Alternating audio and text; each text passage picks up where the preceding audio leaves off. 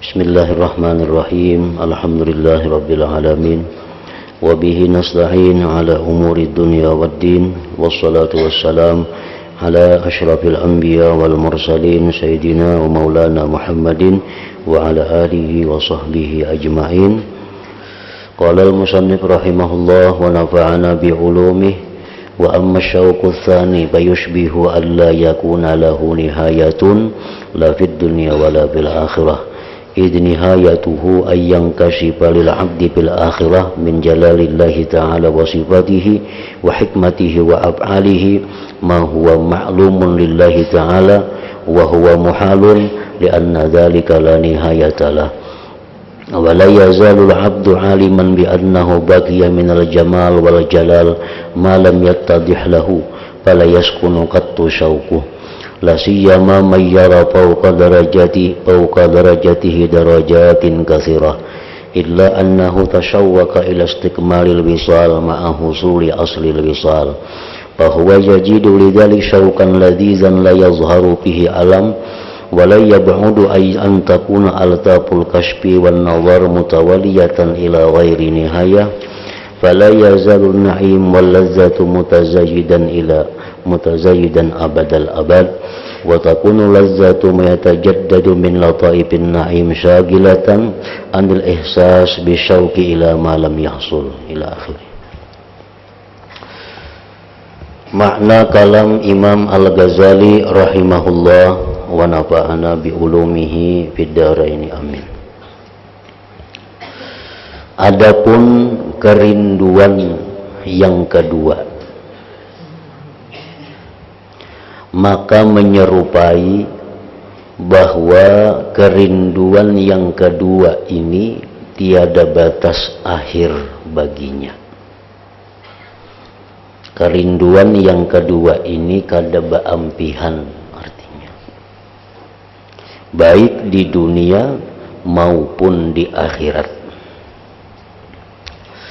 karena batas akhirnya adalah terbuka hijab, terbuka dinding bagi hamba di akhirat daripada keagungan Allah, sifat-sifatnya, hikmahnya dan af'alnya, sesuatu yang maklum bagi Allah Ta'ala.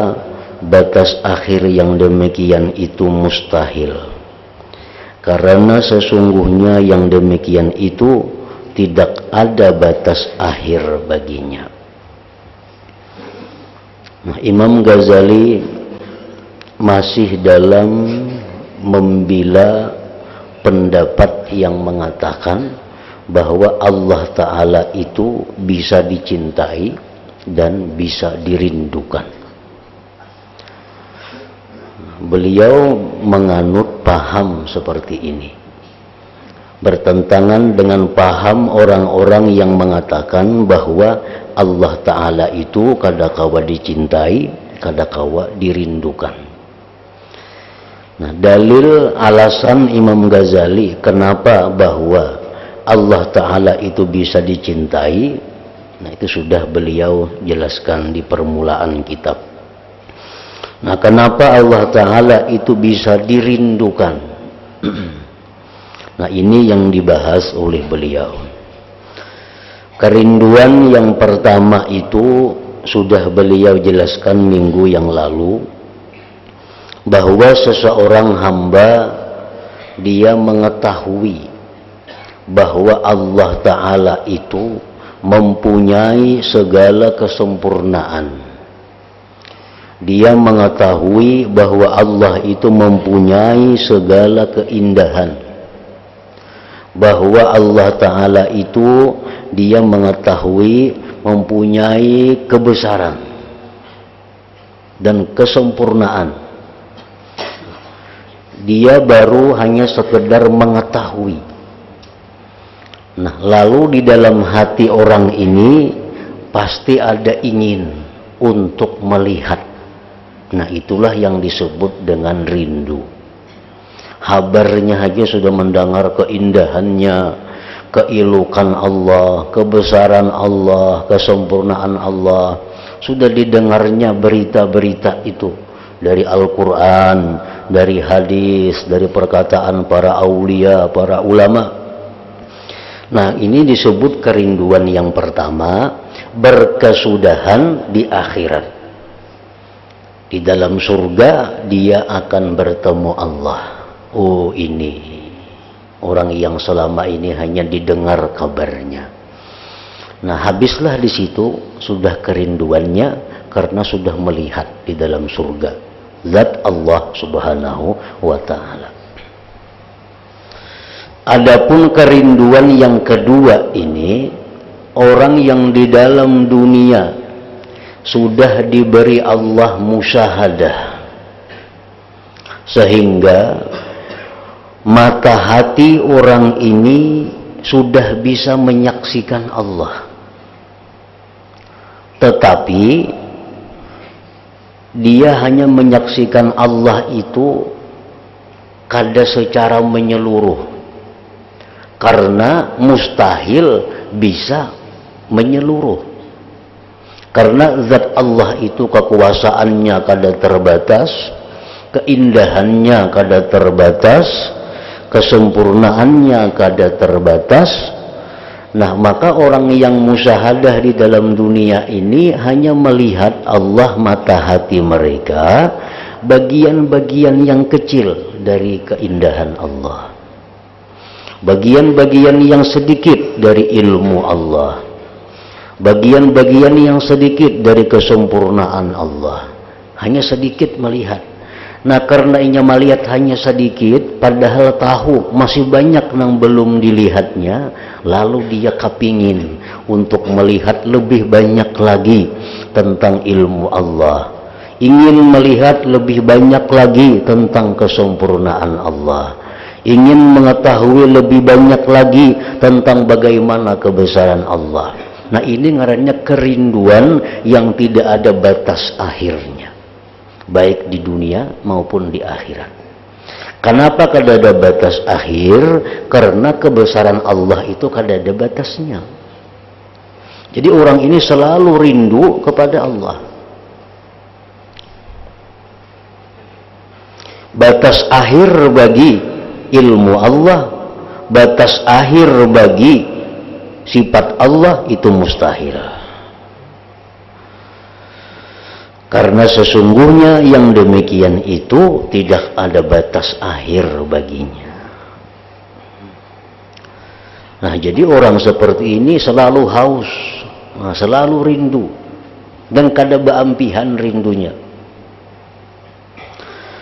Dan senantiasa hamba itu tahu, senantiasa hamba itu menyadari bahwa masih tertinggal, masih tersisa daripada keilukan dan kebesaran itu sesuatu yang tidak terang baginya.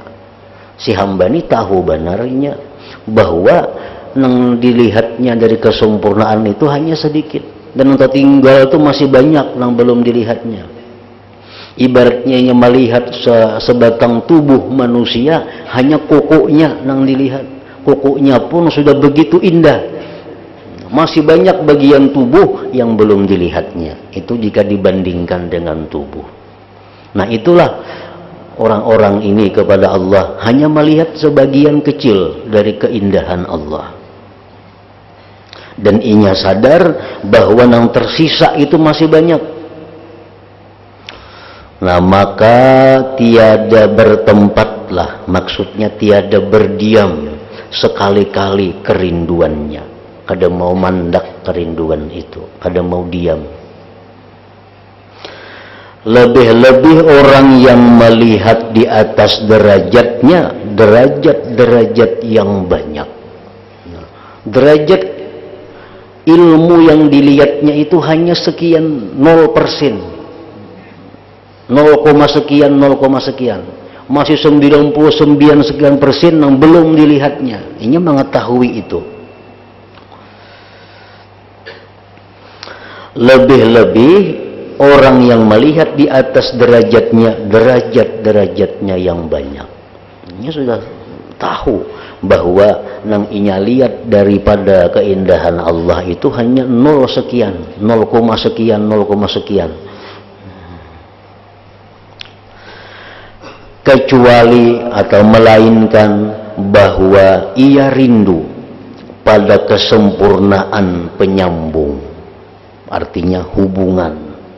Inya ingin bahwa hubungannya itu sempurna, serta hasilnya asal penyambung, serta hasilnya asal hubungan itu. Hubungan yang ada ini dipertahankannya, nang inya kalau menyaksikan 0, sekian itu dipertahankan, dan inya hendak terus menambah untuk mendapat kesempurnaan hubungannya, melihatnya dia kepada kebesaran Allah itu. Maka ia memperoleh karena yang demikian itu akan kerinduan yang lezat, kerinduan yang lezat yang tidak zahir padanya rasa sakit. Jadi orang yang rindu kepada Allah itu kadada bercampur rasa sakit, kadada bercampur rasa kecewa, kadada bercampur rasa penasaran tuh kadada, karena sudah gembira dengan apa yang diperolehnya. Namun kita tuh melihat seseorang hanya kukunya aja ditampayakannya, itu hilang inya penasaran kita. Kukuannya diliatakannya, nah kita penasaran, kecewa. Karena mat kukunya aja kada seberapa.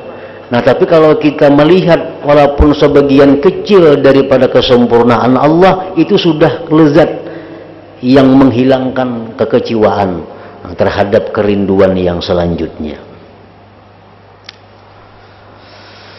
Dan tidak jauh, artinya tidak jauh itu mungkin saja adanya kehalusan keterbukaan dan memandang itu berturut-turut. Nah sedikit demi sedikit berturut-turut dibukakan, sintik demi sintik dibukakan, milik demi milik dibuka, tirai itu, dinding itu, sampai kepada tiada batas akhir kesudahan.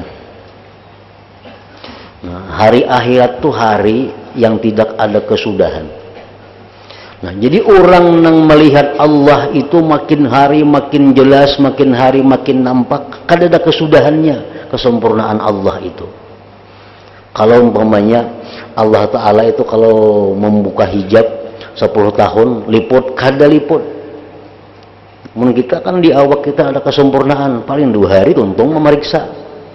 Nah kalau kesempurnaan Allah itu kada ada akhirnya, makin hari makin dibuka, makin sempurna, kada ada batas berapa juta tahun, kada ada habisnya kesempurnaan Allah itu.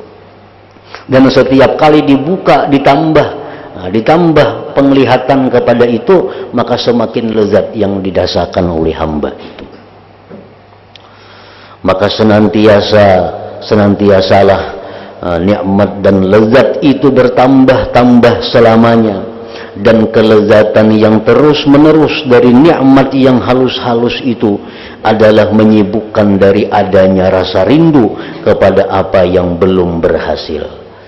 Rasa rindu itu sebenarnya adalah sakit, rasa rindu sebenarnya adalah kekecewaan, tetapi karena kenikmatan yang ada diberikan Allah itu menghilangkan kekecewaan rindu itu.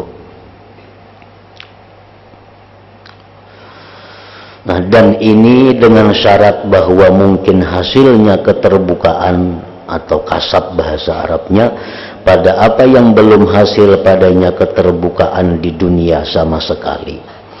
Maka jikalau yang demikian itu tidak dicurahkan, maka adalah nikmat itu terhenti atas batas yang tidak bertambah-tambah, akan tetapi adalah nikmat itu terus-menerus kekal. Orang yang di dalam dunia hanya mengetahui dan meyakini keindahan Allah, namun mata hatinya belum sempat melihat dalam dunia ini, tapi sudah meyakini Allah Ta'ala itu maha sempurna, maha indah. Nah begitu orang ini di surga, dia melihat Allah, sampai disitulah kerinduannya, kada bertambah lagi, tetapi kelezatannya itu terus menerus. Nah, sedangkan orang yang di dalam dunia ini sudah melihat mata hatinya akan keindahan Allah, sudah melihat dalam dunia, sudah melihat. Nah, itu dia di surga akan selalu bertambah dibuka oleh Allah tentang keistimewaan, tentang kelebihan, tentang kesempurnaan itu. Dan firman Allah Subhanahu wa taala, nuruhum yas'a baina aydihim wa bi aymanihim yaquluna rabbana atmim lana nurana. Artinya, dan cahaya mereka memancar di hadapan dan di sebelah kanan mereka. Mereka mengatakan, wahai Tuhan kami, sempurnakanlah bagi kami cahaya kami. Orang yang di dalam dunia itu sudah musyahadah, sudah bisa mata hatinya memandang kepada keindahan Allah. Orang ini akan berkata, wahai Tuhan, sempurnakanlah cahaya kami itu. Dimungkinkan bagi pengertian ini, yaitu diberikan untuknya nikmat dengan disempurnakan cahaya, manakala ia berbekal dari nikmat dengan pokok cahaya, dan dimungkinkan yang dimaksudkannya adalah disempurnakan cahaya pada bukan sesuatu yang bersinar di dunia, sebagai penyinaran yang diperlukan kepada tambahan kesempurnaan dan bersinar. Jadi ayat tadi bisa ditujukan kepada orang yang dalam dunia rindu tapi belum sempat melihat, hanya sekedar mengetahui. Bisa juga ayat itu digunakan untuk orang yang dalam dunia melihat sebagian kecil, lalu di akhirat minta tambah cahaya itu. Dan firman Allah Ta'ala, unzuruna naktabis min nurikum kilarji'u wara'akum paltamisu nura. Artinya, tunggulah kami supaya kami dapat mengambil sebagian dari cahaya kamu. Dikatakan kepada mereka, kembalilah kamu ke belakang dan carilah sendiri cahaya untukmu. Nah, ayat ini menunjukkan bahwa cahaya-cahaya itu, rindu-rindu itu tidak boleh tidak bahwa dibekali pokoknya di dunia. Jadi rindu itu mesti ada sejak kita hidup dalam dunia. Baik rindu itu hanya dari sekedar kita mengetahui, hanya meyakini, apalagi rindu itu sudah bisa dihasilkan lewat musyahadah. Pokoknya rindu itu mesti ada di dalam dunia ini. Nah, kemudian bertambah-tambah bersinar di akhirat. Adapun bertambah barunya cahaya, maka ini tidak. Amun di dunia orang itu kada pernah merindukan bertemu Allah. Dalam dunia ini kada ada pikir hendak rindu bertemu Allah tu kada ada, bahkan takutan. Maka orang ini di surga, andai kata dia ke surga, dia pun tidak akan melihat Allah. Karena dari dalam dunia memang sudah kada rindu untuk bertemu Allah.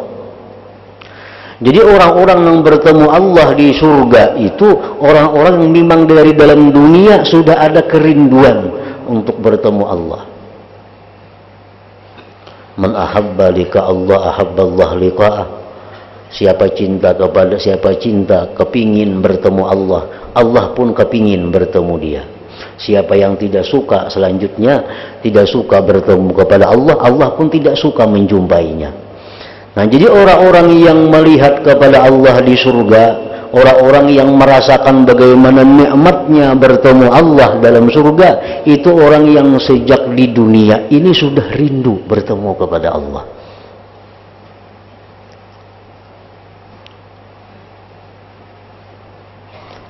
Nah, makanya orang-orang dahulu daripada mulai Nabi sampai kepada para aulia, mereka berusaha supaya bisa rindu ini. Bahkan mereka kada segan-segan minta kepada Allah agar diberi kerinduan. Karena rindu kepada Allah ini modal untuk bisa melihat Allah di akhirat. Mungkin kita kada rindu, di surga pun kita kada kepingin melihat Allah. Kenapa? Karena kada dirindukan. Setiap barang nang kada kita rindukan, kita kada hendak bertamu, kada perlu bertamu. Nang kita ingin bertamu itu kepada sesuatu atau orang nang kita rindukan. Dan kerinduan itu mesti ada bekalnya dari dalam dunia ini. Jadi kalau semuaan penghuni surga itu bisa lezat melihat Allah. Kalau semuaan penghuni surga itu senang bertemu Allah, walaupun dalam surga, karena surga itu bertingkat-tingkat.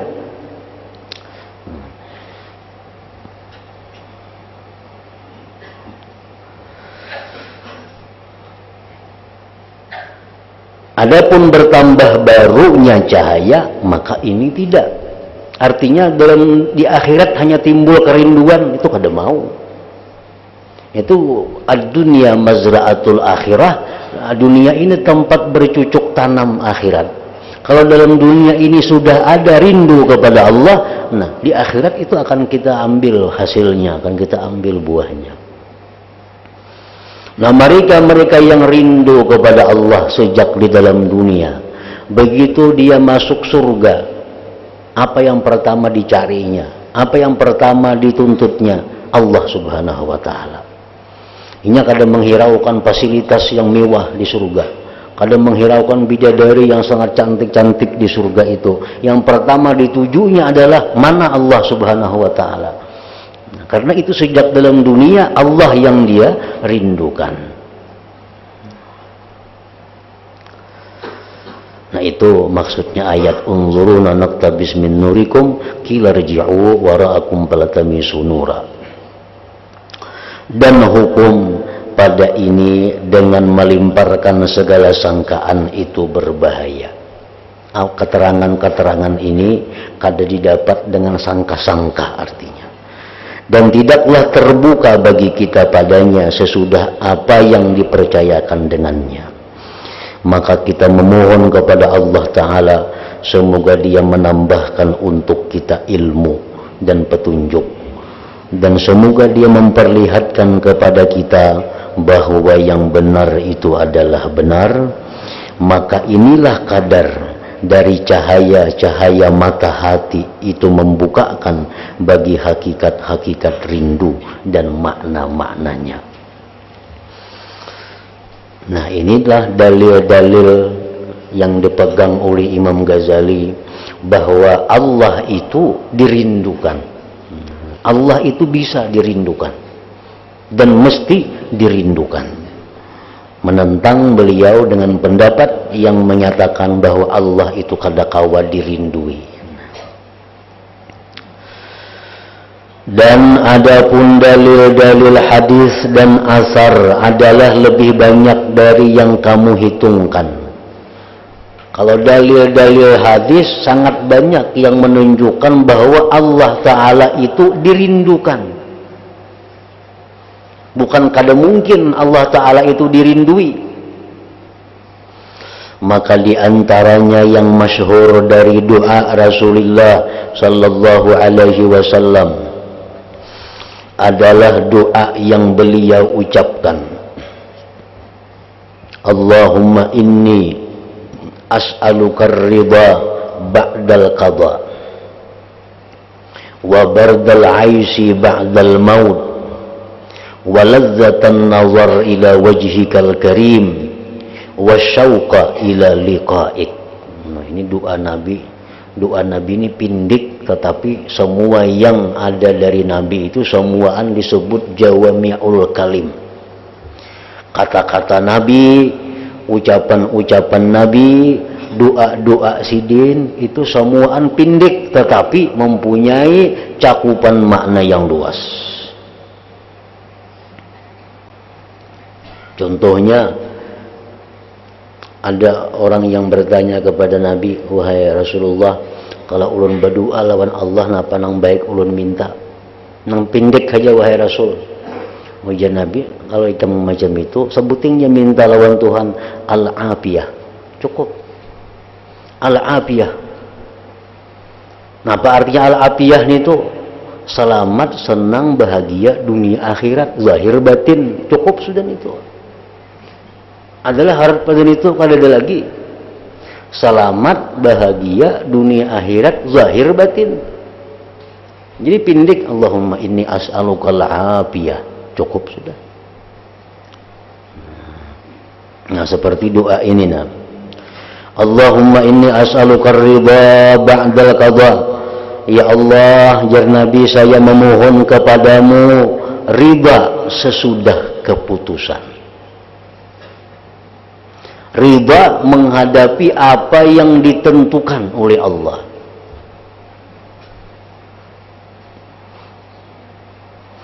Perbedaan antara ridha dengan sabar. Kalau sabar itu menahan sakit. Kalau ridha ini artinya senang terhadap apa yang diputuskan Allah.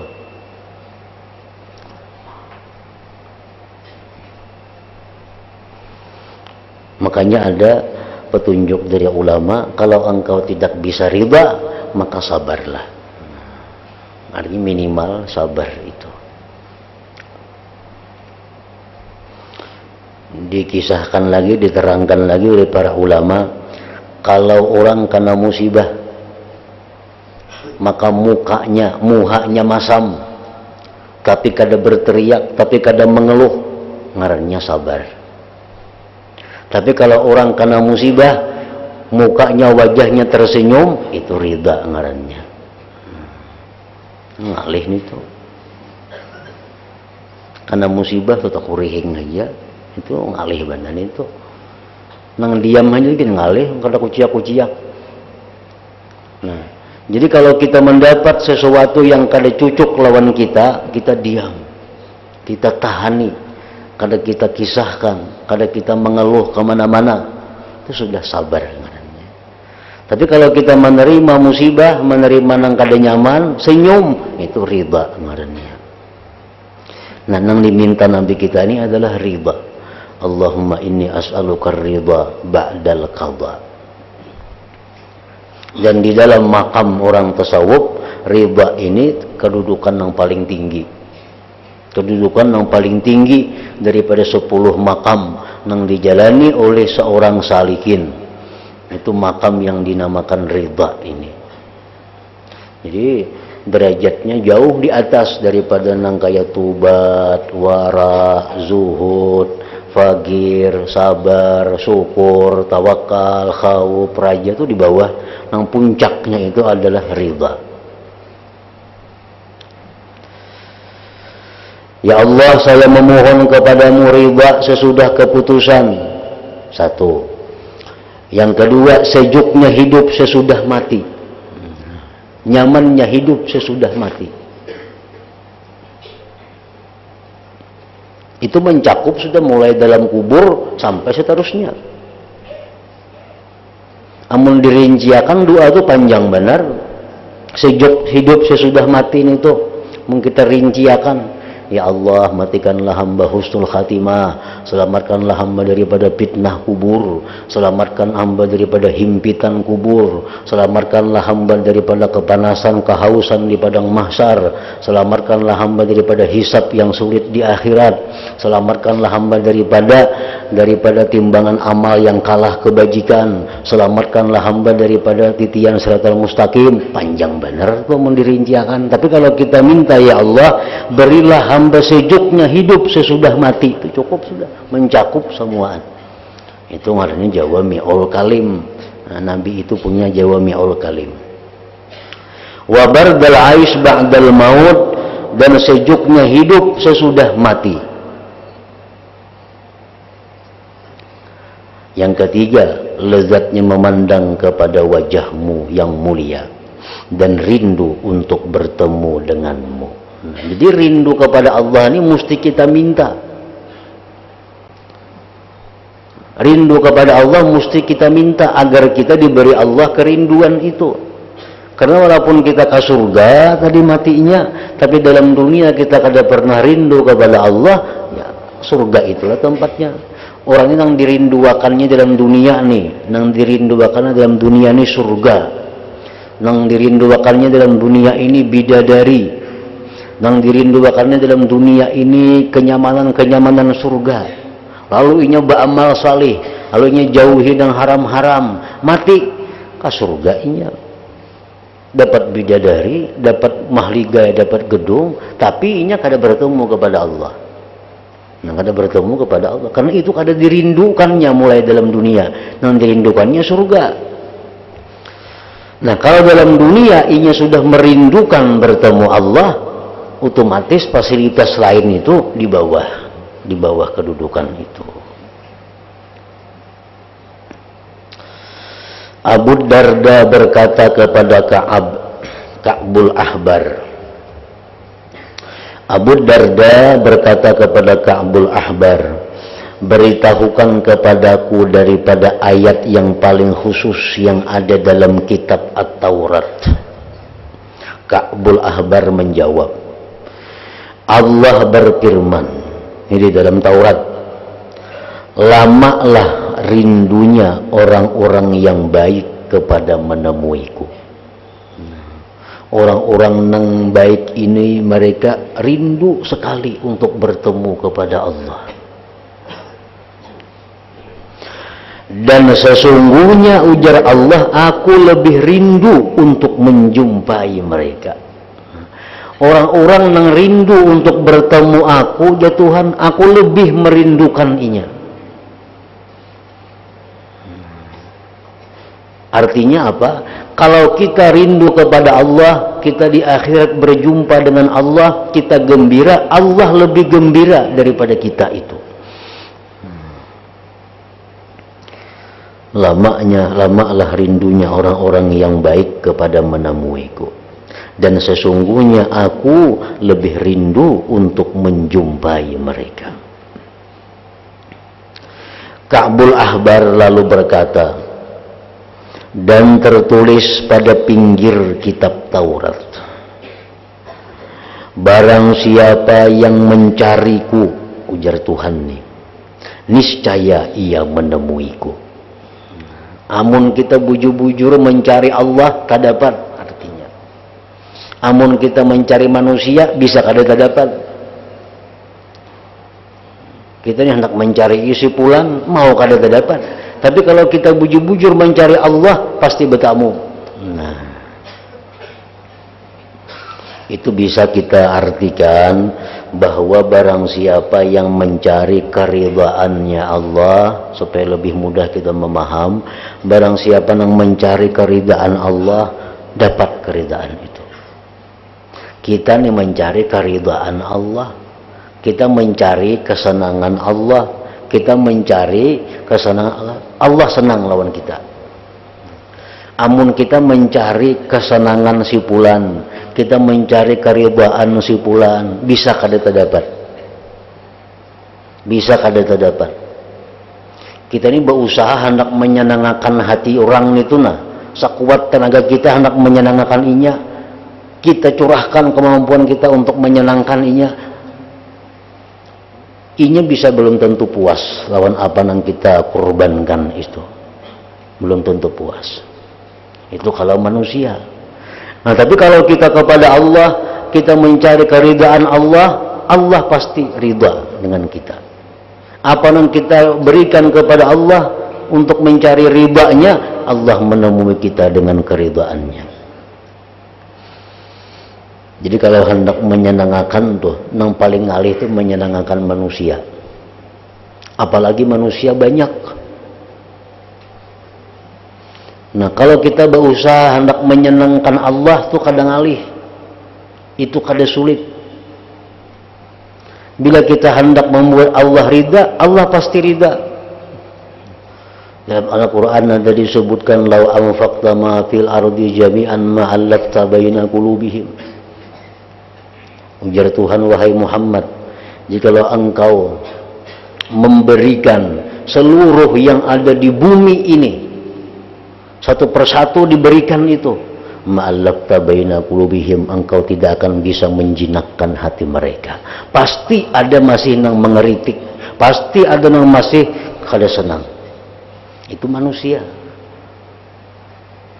Rata semuaan nih, ini ada duitnya 100.000. Orangnya 100, bagi 1.000 seorang, asa adil sudah nih. Atap pada meniwas, si anu tuh 1.000 jadi bari ijar, makanya sugih pada aku. Nah,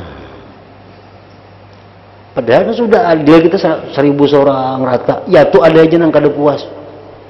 Tapi kalau Allah Ta'ala, bila mana kita berusaha membuat Allah ridha, Allah ridha.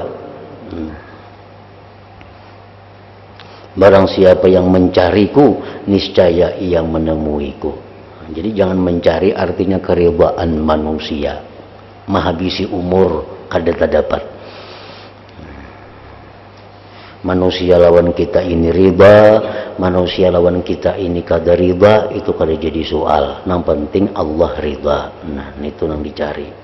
Orang lawan kita kada katuju, alhamdulillah. Katuju, alhamdulillah. Yang penting Allah katuju lawan kita. Dan mencari jalan supaya Allah katuju itu nyaman. Mencari jalan supaya katuju manusia ngalih. Dan barang siapa yang mencari selain aku, ujar Tuhan, niscaya ia tidak akan menjumpaiku. Orang tuh mencari selain aku, kada akan dapat aku. Orang tuh hendak ke surga beribadah, hendak dapat bidadari, hendak dapat gedung di surga. Diberi Tuhan itu, diberi Tuhan. Tapi nya kada dapat lawan Tuhan. Kenapa? Karena kada hendak dia menjumpai Tuhan. Barang siapa yang mencari selain aku, niscaya ia tidak akan menjumpaiku. Abu Darda lalu berkata kepada Ka'bul Ahbar, saya bersaksi sesungguhnya saya mendengar bahwa Rasulullah Sallallahu Alaihi Wasallam telah mengatakan yang demikian. Itu bukan hanya di Taurat, wahai Ka'bul Ahbar, Rasulullah pun Abu Darda pernah juga menyampaikan yang demikian itu tadi. Nah, ingat situ. Dan pada berita-berita, kabar-kabar dari Nabi Daud alaihissalam.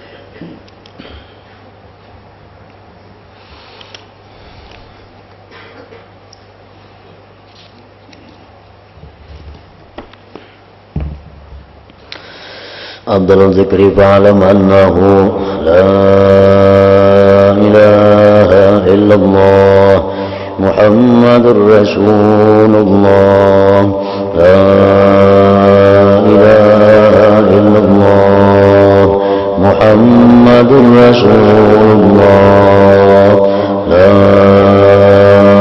إله إلا الله محمد رسول الله لا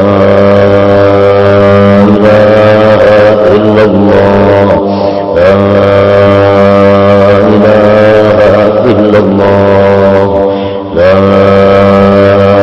إله إلا الله لا إله إلا الله لا إله إلا الله الله الله الله الله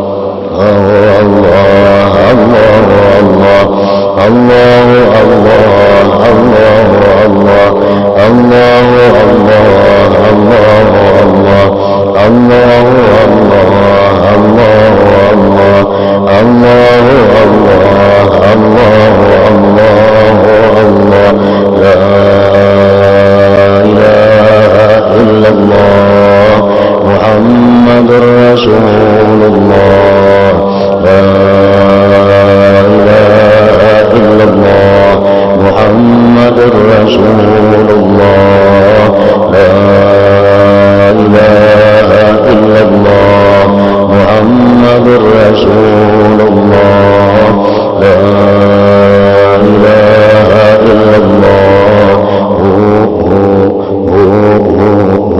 الفاتحة إلى حضرة النبي بسم الله الرحمن الرحيم الرحمن الرحيم مالك يوم الدين إياك نعبد وإياك نستعين اهدنا الصراط المستقيم صراط الذين أنعمت عليهم غير المغضوب عليهم ولا الضالين ويا أيها الرجل منه شفاعة صلوا عليه وسلموا تسليما اللهم صل وسلم وبارك عليه وعلى